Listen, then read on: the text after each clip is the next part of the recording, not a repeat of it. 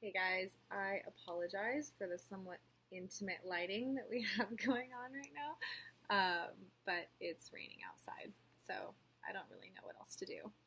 Um, yes, so anyways, this video is on the full moon that we have coming up in Taurus on November 3rd or the 4th, depending on where you are on the planet. And it's a super moon, so it's going to be especially big and powerful and beautiful, and it's at 11 degrees Taurus. So Taurus is really dealing with some very earthly and three-dimensional topics and concerns. Taurus is essentially, as an archetype, where a soul is on its evolutionary journey, and it's when it takes on a body for the first time and begins to explore and experience its environment via the senses. So that's why Taurus is associated with comforts or luxury, because it's really the adoption of opinions in this area. So this is, I like this type of food and I don't like that type of food. I like these flowers, I like this music. It's really about desires and likes and dislikes. It's also associated with survival, because this is when the soul is learning how to survive in the world and what its basic needs are in order to do so. And then even further, it's the construction of the first basic value system as it relates to the self in survival. So that's why Taurus are known to be somewhat stubborn, because it's when they're making their first associations between what is right, what is wrong, what is light, and what is dark. And once it's established this belief system, it then can cling to it somewhat defensively or feel threatened if there is an opposing belief. So that being Taurus, the archetype, we might be experiencing this on a collective level at this time during this full moon, looking at and evaluating our established belief systems. We also have Mars and Venus in Libra still, so this is going to involve our relationships with other people to some degree. So this can be looking at other people's belief systems. Comparing and contrasting our own with theirs, encountering feelings that brings up, feeling triggered, feeling passionate, feeling stubborn, or trying to get our point across. And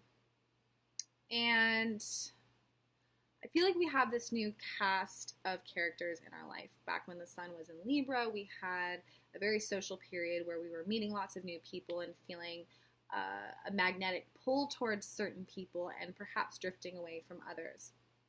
Now I feel like we're beginning to understand why those people came into our life. We're starting to discover and expose within these individuals certain karmic keys or certain elements to them that is matching up with ours or polarizing ours, and through this Taurus moon, perhaps just looking at them as a human being and watching the way that they move about the world and their set of survival instincts or moral codes, and learning and evolving through that type of reflecting. And finally, Taurus is ruled by Venus, and because it's about self-care, it's also about self-love and really understanding what that even is. It can be hard, it can be easy to understand it as a concept, conceptually, but it's another thing altogether to really dive in.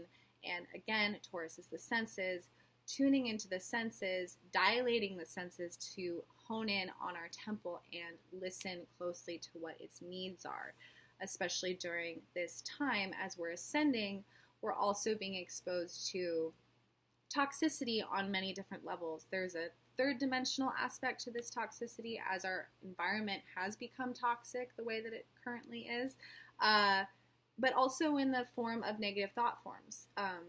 As the system we're in is being dismantled, there's a lot of fear, there's a lot of anger coming up.